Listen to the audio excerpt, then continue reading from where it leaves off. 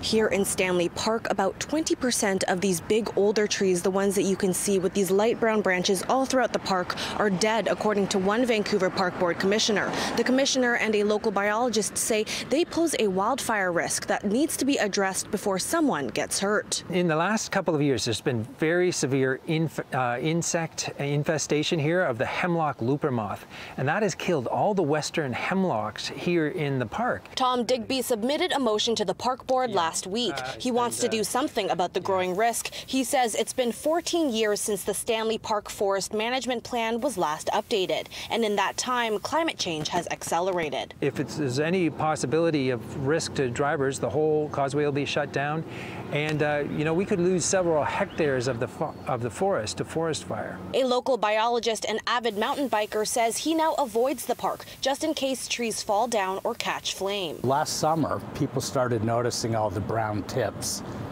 on the top of the forest, and when I went in there, again, I was shocked. At some areas, it's, my estimate was 80 to 90%. These are very old trees.